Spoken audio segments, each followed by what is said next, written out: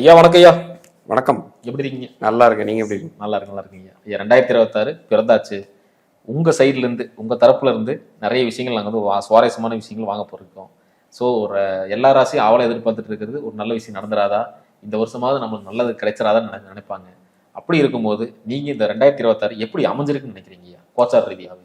இப்போ 2026 அப்படிங்கிறது வந்து என்னன்னா 2025க்கு 26க்கு ஒரு மாற்று கருத்தும் கிடையாது. இதுல ஒரு சில ராசிக்கு யோகம் சொல்லலாம், ஒரு சில ராசிக்கு யோகம் சொல்லலாம். இந்த மாதிரி இப்போ உங்க ஜாதகத்துல திசா புத்தியில புத்தி மாறினாதான் உங்களுக்கு மாற்றமே வரும். கோச்சாரங்கிறது ஒரு 50%. இப்போ ஒரு நன்மைங்கிறது ஒரு 3 ராசிக்கு தான் வரும், புரியுதுங்களா? பட் தீமை அதிகமா இருக்கு. ஸோ அதனால இப்போ நான் எல்லா ராசி பலன்லையும் சொல்றது இது பொது பலன். உங்க ஜாதகத்துல இருக்கிறத வச்சுதான் நம்ம டிசைட் பண்ண முடியும். உங்க திசா புத்தி மாறணும், அந்தர சூட்சமத்துக்கு பெரிய தாக்கம் இருக்காது.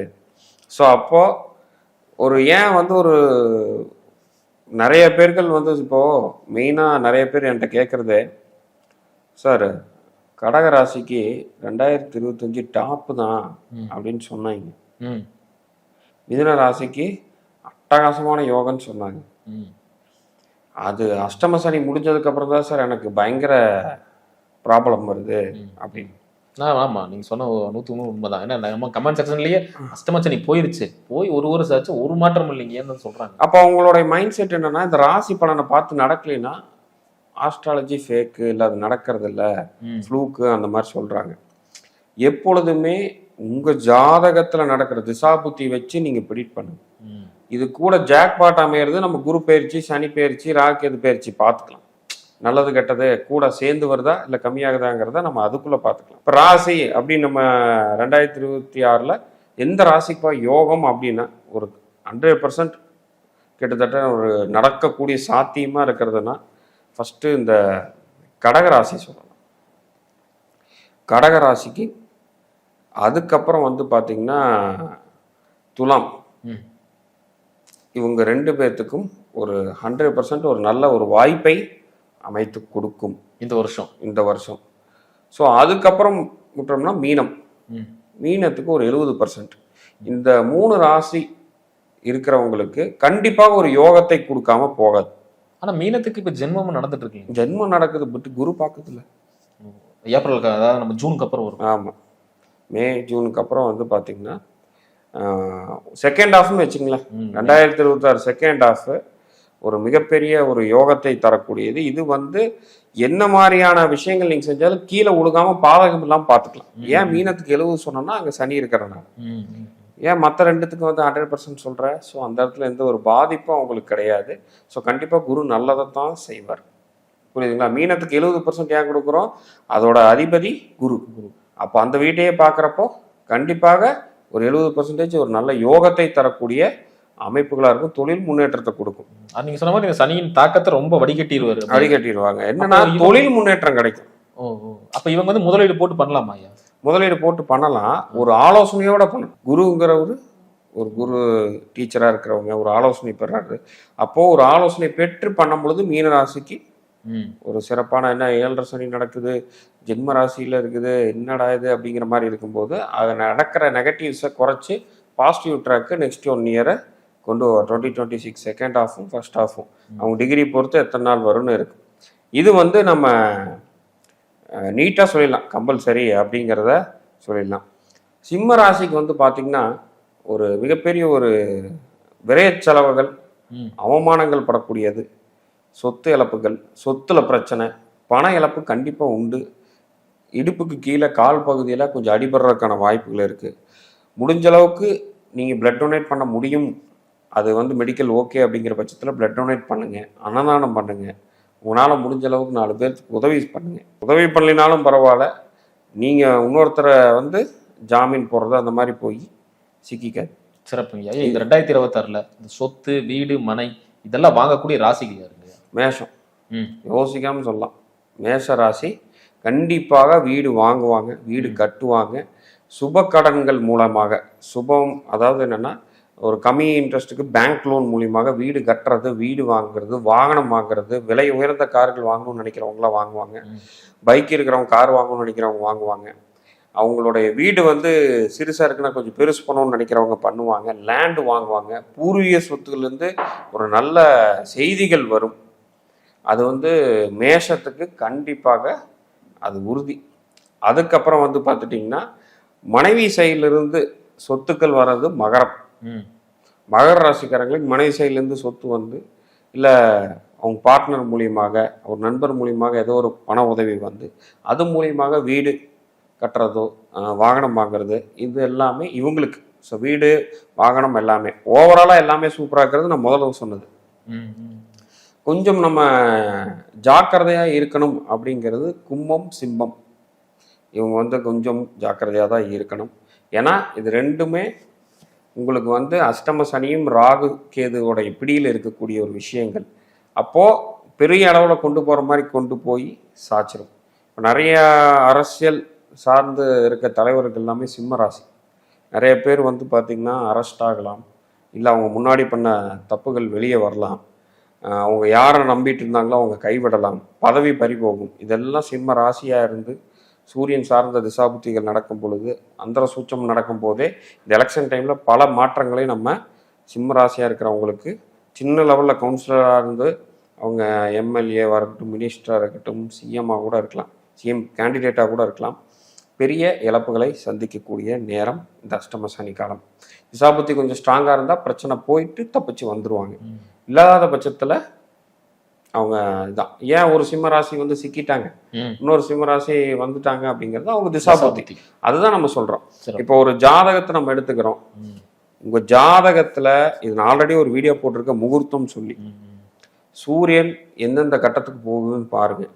இப்போ உதாரணத்துக்கு சூரியன் சனி கேது சேர்க்கையோட ஒரு மாதம் இருந்தால், சூரியன் சனி இல்லை சூரியன் கேது சூரியன் செவ்வாய் இந்த காம்பினேஷன்ல இருக்கிற மாசங்கள் உங்களுக்கு ப்ரெஷராக தான் இருக்கும். பொதுவாக பங்குச்சந்தையில் அந்த காலகட்டங்கள்லாம் நம்ம தவிர்க்க சொல்லுவோம். இதுக்கு நான் தனியாக ஒரு வீடியோவே போட்டிருக்கேன், நம்ம எடுத்து ஷூட் பண்ணியிருக்கோம். அப்போது இந்த இடத்துல வந்து என்னென்னா அந்த சூரியனை உங்கள் 12 கட்டத்தில் எங்கே இருக்கிறதுன்னு பார்த்துட்டிங்கன்னா உங்களுக்கு அந்த மாதம் எப்படி இருக்கும் அப்படிங்கிறத எப்படி குரு வச்சு சொல்கிறோம். இந்த செகண்ட் ஹாஃப் நல்லா இருக்குன்னா அந்த மாதிரி சூரியனை வச்சும் நம்ம அழகாக கால்குலேட் பண்ணலாம். ஐயா, அதே மாதிரி இந்த ஃபாரின் போகிறது, வெளிநாட்டில் போய் வேலை செய்கிற கொடுப்பனை எந்தெந்த ராசிகளுக்கு இருக்குது? மேக்சிமம் வந்து சிம்மத்துக்கு அதிகமாக இருக்குது. அதுக்கப்புறம் தனுசு ராசிக்காரங்களுக்கு மேக்சிமம் யோகம் கண்டிப்பாக கிடைச்சே தீரும். 8ல் குரு உச்சம் பெறாரு, ராசி அதிபதி உச்சம் பெற்று கண்டிப்பாக ஒரு நாடு விட்டு இன்னொரு நாடு, ஒரு மாநிலத்தை விட்டு இன்னொரு மாநிலம் அவங்க போறக்கான வாய்ப்புகள் அப்ளை பண்ணுங்க, கண்டிப்பாக கிடைக்கும். சிம்மத்துக்கும் கிடைக்கும். அவங்களோட ராசிக்கு 12ல் வந்து குரு உச்சம் அடைகிறாங்க. ஸோ அந்த வெளிநாடு போகிறவங்கள கொஞ்சம் தப்பிச்சிருவாங்க இந்த அஷ்டம சனிலேருந்து. அதனால அவங்களுக்கு எல்லாமே யோகம். இந்த படிப்புக்காக இந்த யூஎஸ் ட்ரை பண்ணிட்டு இருக்காங்க, இந்த ட்ரம்ப் வேறு இந்த மாதிரியான சுச்சுவேஷன் இருக்குது, கிடைக்குமா? அதெல்லாம் தாராளமாக கிடைக்கும். அந்த டைமில் அப்ளை பண்ணுங்கள். அடுத்த 2026 செகண்ட் ஹாஃப் வந்து 2027 ஃபர்ஸ்ட் ஹாஃப் வரைக்கும் நல்ல மிகப்பெரிய வாய்ப்பு இருக்குது. ஐயா, இந்த 2026 திருமணம் நடக்கவே இல்லை, வரன்னு பார்த்துக்கிட்டே இருக்கோம், எதுவும் அமையலை அப்படின்னா அப்படி இருக்கிற நேயர்கள் இருப்பாங்க, நிறைய ராசிகள் இருப்பாங்க. மோஸ்ட்லி இந்த 2026 திருமணம் எந்தெந்த ராசிக்கு நடக்க போகுது? ஃபர்ஸ்ட் வந்து மகரம், கடகம், தென் வந்து பார்த்துட்டிங்கன்னா விருச்சிகம். இவங்க 3 ராசிக்கு கண்டிப்பாக நடக்கும். இந்த கல்யாணங்கிறது வந்து 2 ஜாதகத்தை சேர்ந்து வைக்கிறது. அவங்க ஜாதகத்தில் 7ஆம் பாகம் யோகமாய் அமைஞ்சு இருக்கும் பொழுது கண்டிப்பாக இந்த காலகட்டங்களில் அவங்களுக்கு கல்யாணம் நடந்தே தீரும். அவங்க 7ஆம் பாவம் கெட்டு போயிருக்கிற பட்சத்தில் குரு வந்தாலும் ஒன்றும் நடக்காது. 7ஆம் பாவம் ஸ்ட்ராங்காக இருக்கணும், சுக்கிரன் ஸ்ட்ராங்காக இருக்கணும். ஆணாக இருக்கும்போது, பெண்ணாக இருக்கும்போது செவ்வாய் ஸ்ட்ராங்காக இருக்கணும், 7ஆம் பாவம் ஸ்ட்ராங்காக இருக்கணும். இது 2ல் கெட்டு போயிருக்குங்கிற பட்சத்தில் குரு வந்து ஒன்றும் நடக்க போகிறது. அந்த காலகட்டங்களில் கல்யாணம் நடக்கிற மாதிரியான சூழல் உருவாகும், கடைசியில் அது நின்று போயிடும். ஸோ அதுவும் மெயினாக நம்ம பார்க்கணும். ஐயா, இந்த 2026 மிகவும் கவனமாக கால் வைக்கிற இடம்லாம் கண்ணி வெடியாக இருக்கிற மாதிரி சொல்கிற மாதிரி ரொம்ப ரொம்ப கவனமாக இருக்கக்கூடிய ராசிகள்னு எந்த ராசிகள்? திரும்பியும் தான் சிம்மம், கும்பம் தான். அது ரொம்ப 2 ராசிகள் ரொம்ப கவனமாக இருக்கணும். கண்டிப்பாங்க, ரொம்ப கவனமாக இருக்கணும். ஏன்னு கேட்டிங்கன்னா உங்களுடைய விஷயம் நீங்கள் எப்படி நல்லதாக வரணும்னு நம்ம செஞ்சாலும் அது கண்டிப்பாக நஷ்டம்தான் கொண்டு போகும். அப்போ அதனால தான் என்னென்னா பொருளாதாரத்தில் ஜாக்கிரதையாக இருக்க சொல்கிறோம், வண்டி வாகனத்தில் ஜாக்கிரதையாக இருக்க சொல்கிறோம், கால் பகுதியில் அடிபடாமல் இருக்கிறதுக்கு சொல்கிறோம். மற்றபடி நீங்கள் நார்மலாக வேலைக்கு போகிறீங்களா அதை தவிர்க்க முடியாது, வெளிநாட்டுக்காக ட்ராவல் பிஸ்னஸ்க்காக ட்ராவல் பண்ணிங்களா தவிர்க்க முடியாது, அதெல்லாம் பண்ணலாம். முடிஞ்ச அளவுக்கு புது இன்வெஸ்ட்மெண்ட், புது பார்ட்னர், ஒரு ஜாப் குவைட் பண்ணிட்டு இன்னொரு ஜாப் போகிறது, இது எல்லாமே தவிர்த்துக்கிறது சால சிறந்தது. ஏன்னா இன்னொன்று கிடைக்கிறதுக்கு முன்னாடி நீங்கள் விட்டிங்கன்னா அந்த 6 மாதம் மினிமம் 8 மாதம் வச்சு செஞ்சிடும். உங்களுக்கு வந்து 2 மாதம் தான் கமிட்மெண்ட் ஹேண்டில் பண்ணுற மாதிரி இருக்கும். இல்லைன்னா அந்த டைமில் இல்லை நான் 1 இயர் பேக்கப் எடுத்து வச்சிட்டிங்கன்னா அந்த 1 இயருக்கு செலவுகள் வச்சிடும்.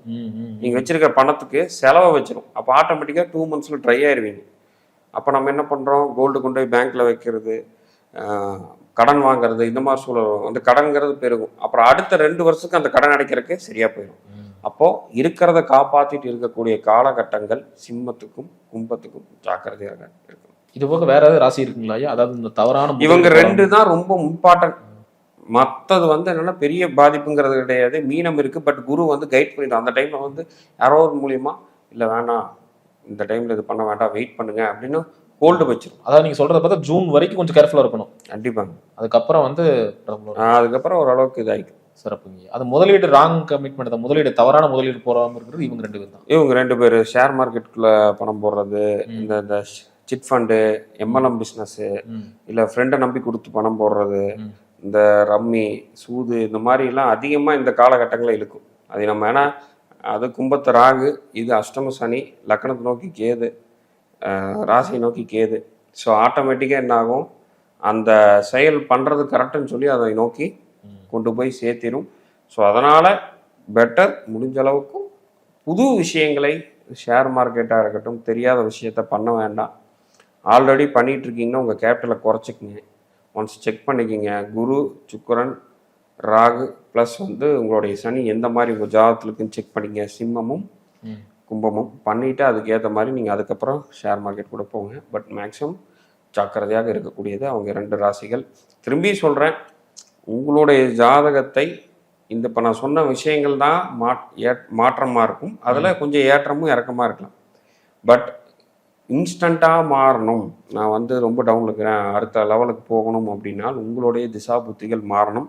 இல்லை நடந்துட்டு இருக்கிற புத்தி வந்து ஸோ ஃபர்ஸ்ட் ஹாஃபில் எப்படி இருக்கும், செகண்ட் ஹாஃபில் எப்படி இருக்கும், என்ன நட்சத்திரம், என்ன ஆதிபத்தியம்லாம் பெற்றிருக்குன்னு பார்த்துட்டு தான் உங்கள் லைஃபு சேஞ்ச் ஆகுமா என்னங்க சொல்லணும். நான் சொன்ன ராசிகளை தவிர்த்துட்டு எல்லாம் நம்ம பொது பலனை சொல்லி அதையும் அவங்க நம்பி அதில் வந்து ஸ்டக் ஆயிடுறாங்க. கண்டிப்பாக நம்மளுக்கு என்ன இருக்குது அப்படிங்கிறது. எத்தனையோ சிம்மராசி மேலே டாப்பில் போகிறாங்க, எத்தனையோ சிம்மராசி அடி விடும். ஸோ ஒரே ராசி தானே எப்படி மாறினா அவங்களுடைய கிரக அமைப்பு அவங்க திசா புத்தி மாறுது. சிம்மராசி எல்லாரும் சிஎம் ஆயிட முடியும். புரியுது. ஏன் சிம்மராசி ஆகும்போது ஏன் மற்ற சிம்மராசி ஆக முடியல? அப்போ என்னன்னா அவங்களுக்கு இருக்கிறது சனி சூரியன் சேர்க்க, 1ஆம் பாவத்தில் சூரியனுடைய இது புரியுதுங்களா, சூரியன் ஆட்சி பெற்றிருக்கிறது, உச்சம் பெற்றிருக்கிறது, ஏதோ ஒரு வழியில் லக்கணத்தை பார்க்குறதும் சனியை பார்க்குறதும், இந்த மாதிரி இருக்கும் பட்சத்தில் தான் அந்த திசாபுத்தி காலகட்டங்களில் அவங்க ஆட்டோமேட்டிக்காக கொண்டு போவாங்க. சும்மா வந்து சிம்மராசினா ஆயிர முடியும். ரொம்ப அற்புதமாக சொன்னீங்க. மீண்டும் அடுத்த காலையில் சந்திக்கலாம். கண்டிப்பாக.